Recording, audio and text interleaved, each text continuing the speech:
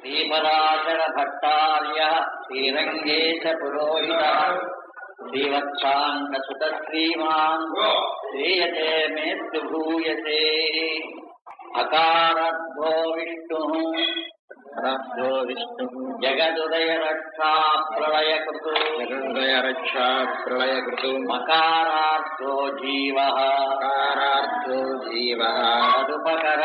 తదుపకరణం వైష్ణవమిదం ఉకారోనన్యార్హం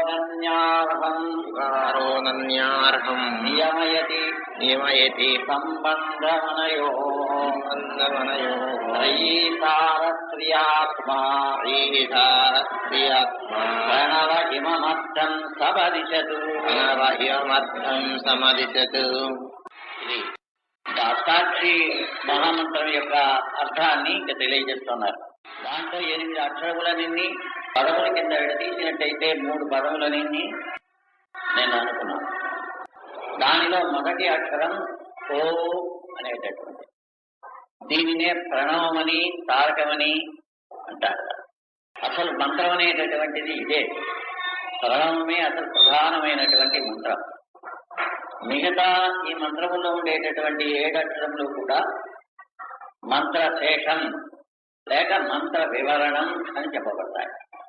అంటే ఈ ప్రణవంలో ఉండేటటువంటి అర్థాన్ని మిగతా 7 అక్షరములు 2 పదములు అర్థాన్ని విశదంగా తెలియజేస్తారు.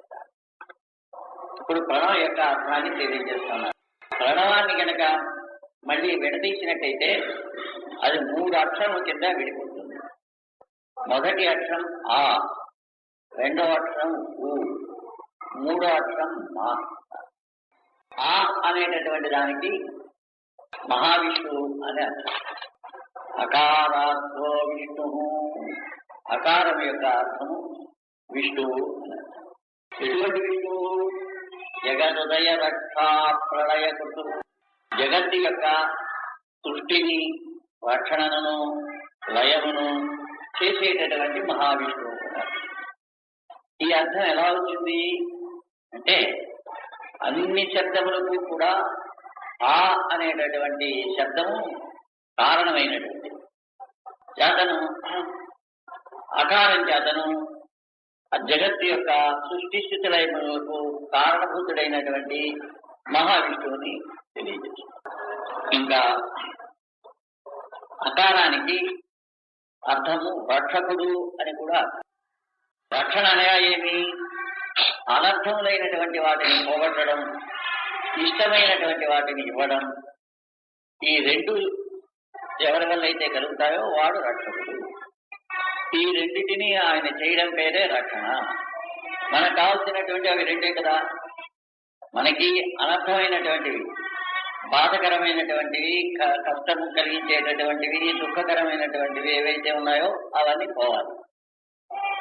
శాశ్వతమైనటువంటి, నిత్యమైనటువంటి, నిరవచ్ఛిన్నమైనటువంటి ఆనందం కావాలి. అది ఇష్టమైనటువంటి.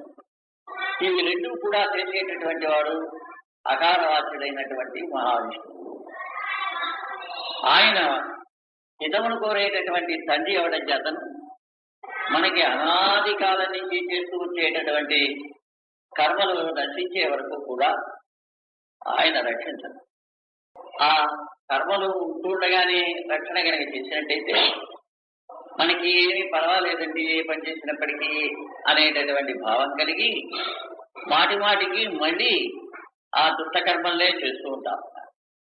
అవి చేస్తూ ఉంటే దాని యొక్క ఫలాన్ని మళ్ళీ అర్పించడానికి జనన మరణములను పొందుతూనే ఉంటాం. రక్షించాలి అని కోరేటటువంటి వాడు వాటిని లేకుండా చేయాలి అనేటటువంటి ఉద్దేశం చేతను మళ్ళీ మనం ఆ విధమైనటువంటి దుష్టకర్మలు చేయకుండా దానికి కారణమైనటువంటి భయాన్ని కలిగింపజేస్తాడు. అంటే చేసినటువంటి వాటికి కొంత శిక్షను విధించి దానివల్ల భయం కలిగి మళ్ళీ మనం చేయకుండా ఉండేలా చేస్తుంటాడు. మనం అనాది కాలం నుంచి అనంతమైనటువంటి కర్మలు చేశాం. దాని యొక్క శిక్షని అనుభవించి ఇక ముందు చేయకుండా ఉండాలి అని బుద్ధి పుట్టాలి అంటే అది ఎన్ని జన్మలెత్తినా సాధ్యం కాదు. ఎందుచేత అంటే ఒక్క క్షణంలోనే ఎన్నో జన్మలు అనుభవించగలిగినటువంటి కర్మలన్నీ చేస్తున్నాను.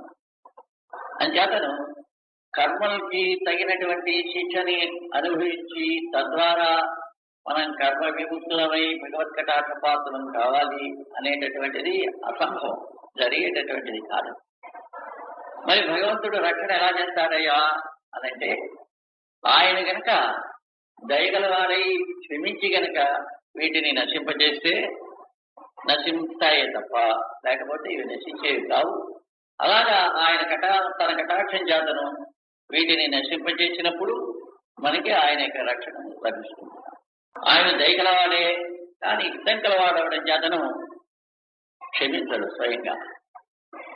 దానికి ఏం ఉపాయం అంటే, లక్ష్మీదేవిని గనక మనం ఆశ్రయించినట్టయితే ఆమె గనక సర్వేశ్వరునికి ప్రియురాలను అత్యంతమును వినిపించదగినటువంటి స్వభావం కలది అవడం చేతను ఆమె గనక మన నిమిత్తమై పెరుమాళకి పురుషకారం కనుక చేసినట్టయితే ఆయన వాటిని క్షమిస్తాడు.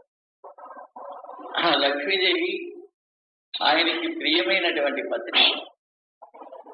ఆమె మాటని జవదాటడానికి శక్యం కానటువంటి ఆ ప్రేమ కలిగినటువంటి వాడు సర్వేశ్వరుడు. ఆమె విషయంలో ఆమె మనకి నిరుపాధికమైనటువంటి తల్లి. తన యొక్క సంతానం యొక్క దుఃఖాన్ని కష్టాన్ని చూచి ఊరుకోలేదు. ఏదో విధంగా వాటిని పోగొట్టాలని చెప్పి ప్రేమకు తేవడం చేతను ప్రయత్నం చేస్తుంది. మనమే కనుక ఆమెను ఆశ్రయించినట్టయితే మన యొక్క దుఃఖములన్నిటినీ మన కష్టములన్నిటినీ విని సర్వేశ్వరుడి దగ్గరికి వెళ్ళి ఎలాగైనా తప్పదు వీని రక్షించడం అని చెప్పి మన నిమిత్తమై ప్రార్థన చేసి పురుషకార్యం చేస్తున్నారు. మన యొక్క కష్టములన్నిటినీ వినిపించి క్షమింప చేస్తుంటారు. ఆ విధంగా మన యొక్క కష్టముల్ని విని ఆయనకి వినిపించి పురుషకార్యం చేసి రక్షించేటటువంటిది కనుక ఆమెకి శ్రీ అని కూడా పేరు.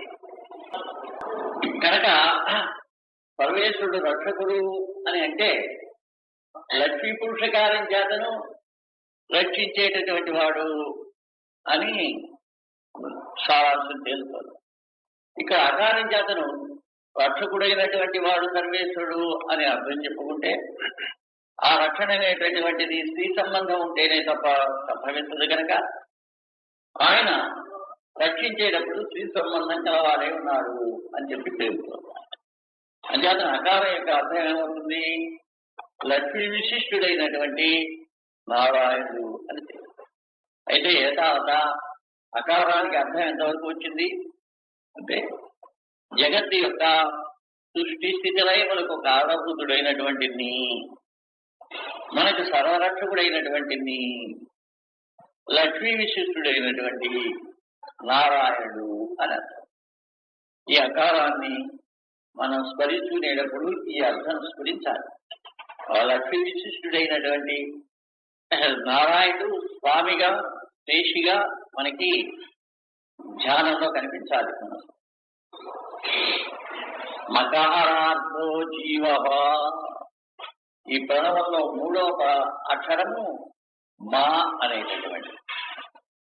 ఈ మా అనేటటువంటి దానికి అర్థం జీవుడు అని అర్థం.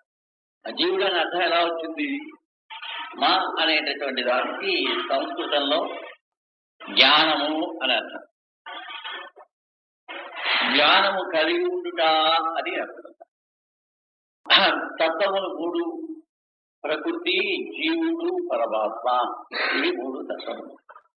ప్రకృతి అనేటటువంటి దానికి జ్ఞానం లేదు. జీవుడికి పరమాత్మకి మాత్రమే జ్ఞానం అనేటటువంటిది ఉంది.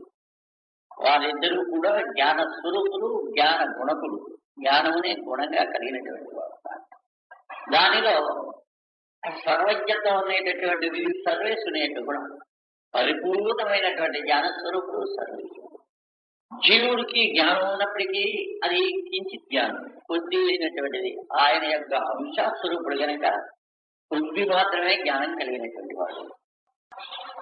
ఇక్కడ మా అనేటటువంటి అక్షరములకు జ్ఞానం కలిగినటువంటి వాడు, జ్ఞాన స్వరూపుడైనటువంటి వాడు అని అర్థం కనుక అది కలిగినటువంటి వాడు జీవుడు కనుక మా అనేటువంటి అక్షరములకు జీవుడు అని. ఎటువంటి జీవుడు అంటే సదుపకరణం వైష్ణవం ఇదం, సర్వేశ్వరుని యొక్క అంశ అయినటువంటి వాడు, ఆయనకి శేషభూతుడైనటువంటి వాడు, ఆయనతోటి సంబంధం కలిగినటువంటి వాడు.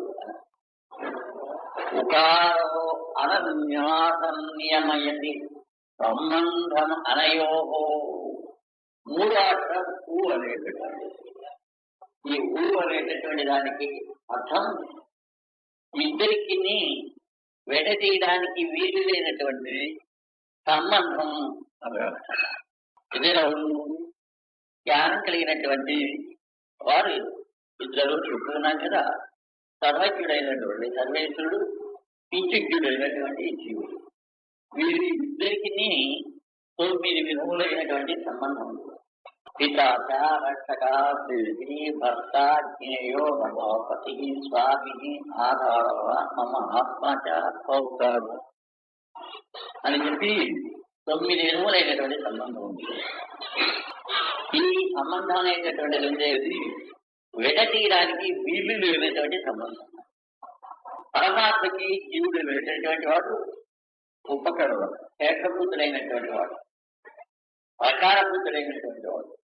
అంటే ఏదైనా ఒక వస్తువుకి ఒక్కొక్క రకమైనటువంటి గుణం ఉంటుంది. ఆ గుణమును, ఆ గుణం కలిగినటువంటి వస్తువుకి రెండింటికి సంబంధం ఉంటుంది. ఆ సంబంధం అనేటటువంటిది 2 విధములుగా ఉంటుంది. విడతీయడానికి వీలైనటువంటి సంబంధం ఒకటి, విడతీయడానికి వీలు లేనటువంటి సంబంధం. గోడ ఉంది, దానికి ఏదో తెలుపుతనము నలుపుతనము అనేటటువంటి గుణం ఉంది.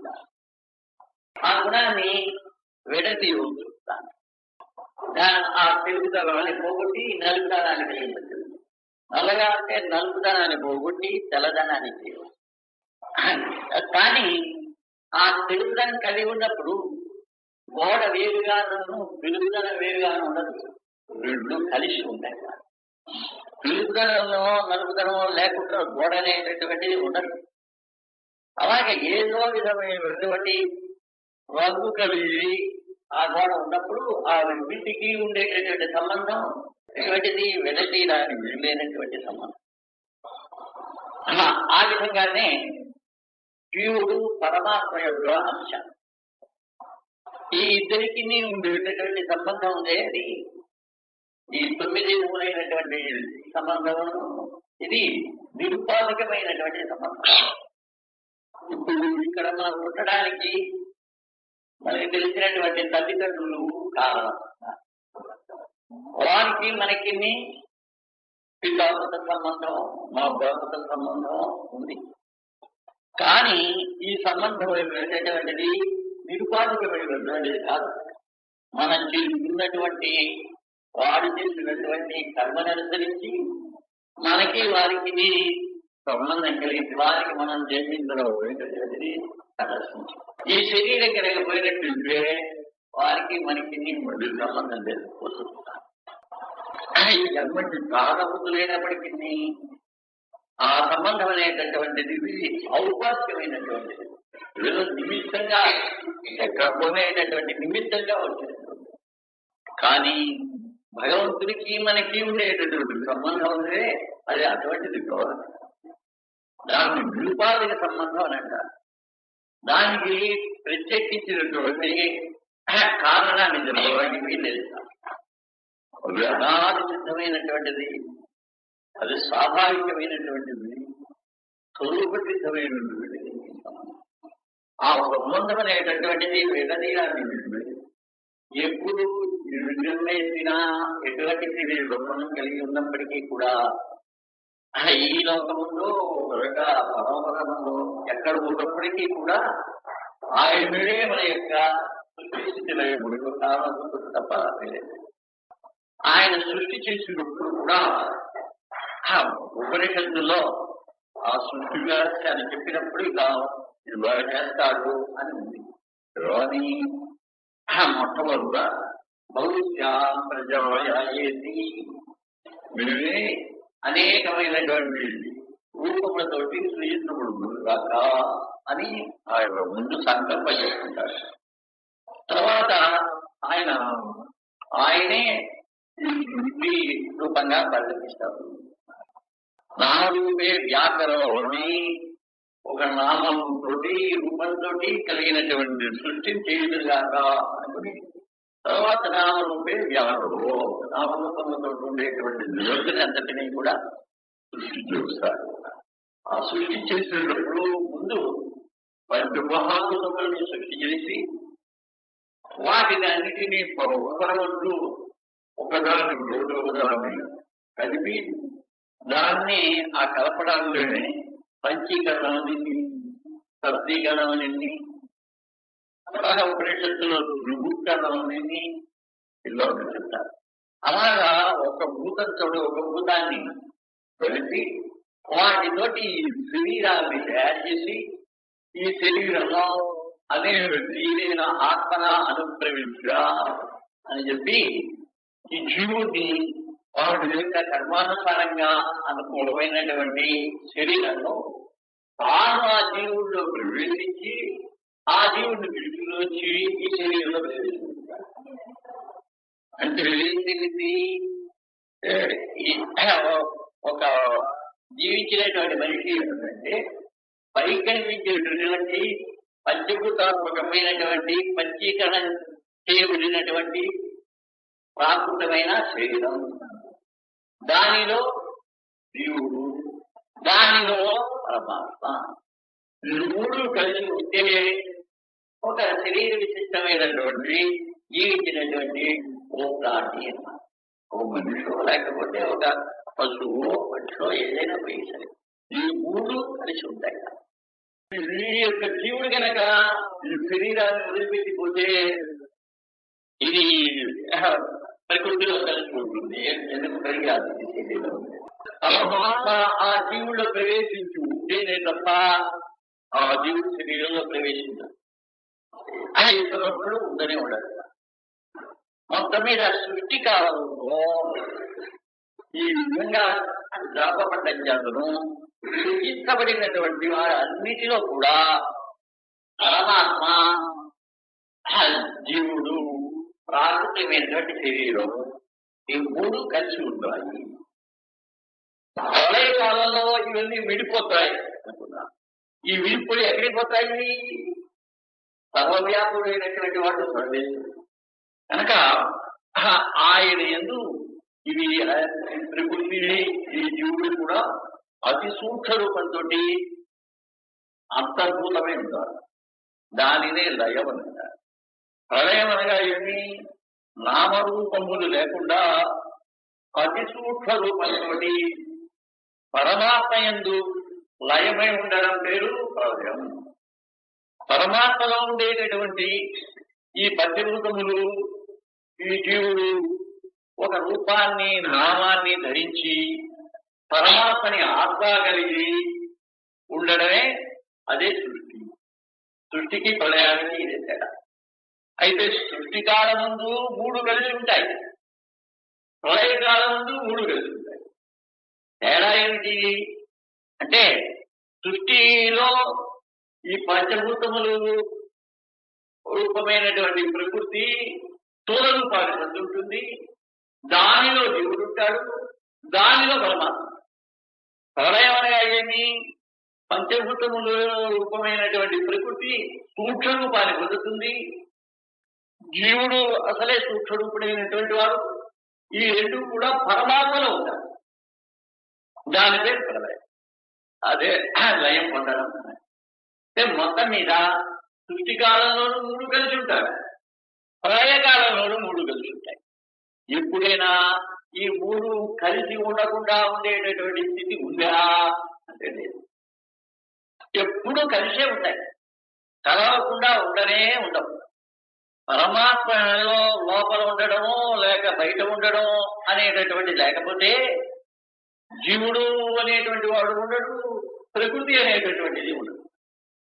అంచేత ఈ మూడింటికి ఉండేటటువంటి పరస్పర సంబంధం ఉండేది ఇది నిత్యమైనటువంటి సంబంధం. ఒకప్పుడు స్థూల రూపం, ఒకప్పుడు సూక్ష్మ రూపం, ఇంతే మార్పు తప్ప కలిసి ఉండడం అనేటటువంటిది ఎప్పుడు స్థిరమైనటువంటిది, ఇది నిత్యమైనటువంటిది. ఈ మూడింటికి ఉండేటటువంటి సంబంధం ఉందే అది అనన్యాహమైనటువంటిది, ఇతరమైనటువంటి వాటికి అర్హమైనటువంటిది కాదు.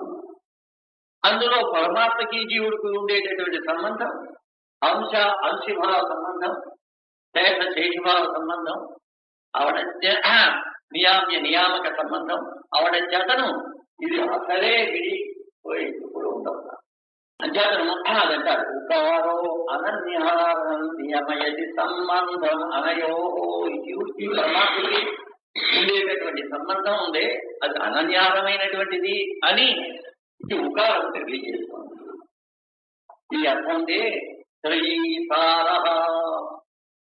శ్రీయాత్మా మూడు అక్షరములతోటి కూడుకున్నటువంటిది ఈ ఓం అనేటటువంటి ప్రణవము. అక్షరాల్లో ఒకదాని ఒకటి కలిపితే ఇంకొక విలక్షణమైనటువంటి రూపం వస్తుంది ఆ శబ్దానికి. ఇలాగా ఆ ప్లస్ ఆ రెండు ఆలు కలుపుతాం, ఆ అని దీర్ఘ. ఈ ప్లస్ ఈ అలా రెండు ఈలు కలుపుతాం, దీర్ఘమైనటువంటి ఈ. అలాగే ఊ ప్లస్ ఊ అని రెండు ఊలు కలుపుతాం, అది ఊ. అలాగే ఆ ప్లస్ ఈ, ఆను ఈ అనే అక్షరాన్ని రెండింటిని కలుపుతాం, ఏ. ఆ ప్లస్ ఊ, ఆని ఊని రెండింటిని కలుపుతాం, ఓ. ఓ అనేటటువంటి దాంట్లో ఎన్ని అక్షరం ఉన్నాయి? ఆ ఊ రెండు ఉన్నాయి. దాని తర్వాత మకారం అనేటువంటి సున్న కలిపితే ఓం అయింది. దీనివల్ల ఓం అనేటువంటి దాంట్లో ఎన్ని అక్షరములు ఉన్నాయి? తీస్తే ఎన్ని శబ్దములు ఉన్నాయి అంటే 3 రకములైనటువంటి శబ్దములు ఉన్నాయి. ఈ 3 ఉన్నాయి 3 వేదముల యొక్క సారము. ఆ అనేటటువంటిది ఋగ్వేదం యొక్క సారం, ఊ అనేటటువంటిది యజుర్వేదం యొక్క సారము, మా అనేటటువంటిది సామవేదం యొక్క సారము. వేదాలు అనంతములైనటువంటివి కదా, వాటి యొక్క సారములు చిన్న చిన్నమైనటువంటి అక్షరములు ఎలా అయ్యాయి? సారం అంటే ఏమిటి? స్థూల రూపంగా ఉండేటటువంటి దాని యొక్క గుణం అంతయు కూడా సూక్ష్మ రూపంగా ఉండాలి. అప్పుడు ఆ స్థూల రూపమైనటువంటి వస్తువు యొక్క సారం ఈ సూక్ష్మ రూపమైనటువంటిది అని అంటాం. అలాగే అనంతములైనటువంటి వేదముల యొక్క సూక్ష్మ రూపమైనటువంటి సారమైనటువంటిది ఆ మా అంటాం. ఇది ఎలాగా ఉదాహరణ చూపిస్తున్నారు. ఆ 3 పెద్దదైనటువంటి కుండల్లో మధ్య ఉంది. 3 కుండల్ని వేడివిడిగా మనం కవర్ పుచ్చుకుని చిలుగుతాం. ఏమవుతాయి? ఒక్కొక్క కుండలో ఉండేటటువంటి మజ్జిగ వల్లను ఒక్కొక్క ముద్ద కింద వెన్న తయారు. ఈ 3 కుండల్లో తయారైనటువంటి 3 ముద్దల వెన్నని కలుపుతాం, దానిని కాస్తాం అగ్నిలో పెట్టి. అప్పుడు అది నెయ్యి కింద అవుతుంది. 3 కుండల మజ్జిగ నెయ్యి ఎంత అవుతుంది? దాదాపు సోద నెయ్యి. ఆ విధంగానే 3 వేదాలని బ్రహ్మ తపస్సు చేశారు. మదించడం అంటే వాటిలో ఉండేటువంటి సారాన్ని తీయడం, దానికి మంత్రాల్ని మదించడం అంటే అది మననం చేయడం, దానినే అనేక పర్యాయములు ఆహుతి చేస్తూ నియమాలతోటి జపించడం. ఆ విధంగా బ్రహ్మ ఈ 3 వేదాన్ని జపించారు. జపిస్తే ఋగ్వేదంలోంచి భూ అనేటటువంటి ఒక వ్యాహృతి, ఒక కుండెడి మధ్యలోంచి వెన తయారైనట్టుగా మొత్తం వేదాన్నంతటిని ఈ విధంగా పురస్కరణ చేస్తే, జపం చేస్తే దాంట్లోంచి భూ అనేటటువంటి ఒక వ్యాహృతి ఈతనికి తోచింది. తర్వాత యజుర్వేదాని వల్ల కువహ అనే వ్యాహృతి వచ్చింది. సామవేదం వల్ల సువహ అని వ్యాహృతి. ఈ భూవత్సువహ అనేటటువంటి మూడింటిని అక్కడ వెన్నముద్దల్ని మూడింటిని కలిపి కాచినట్టుగా ఈ 3 వ్యాహృతుల్ని కలిపి మళ్ళీ తపస్సు చేశారు. అనేక పర్యాయం మళ్ళీ దాన్ని ఆహుతి చేశారు. మనో అగ్ని చేతను వాటిని ఆహుతి అనేటటువంటి తపన కలిగింపజేశారు. చేస్తే వాటిలోంచి ఈ 3 ముద్దలైనా కలిపి కాస్తే నెయ్యి తయారైనట్టుగా ఈ 3 వ్యాహుతులు ఈ పునశ్చరణ చేస్తే ఈ ఆ ఊ మా అనేటటువంటి 3 అక్షరములు కలిగి ఆ మూడింటిని కలిపాడు. 3 ముద్దల వెన్నాలుగా కలిగినటువంటి నెయ్యిని మళ్ళీ కలిపినట్టుగా మూడింటిని కలిపాడు. కలిపితే ఓ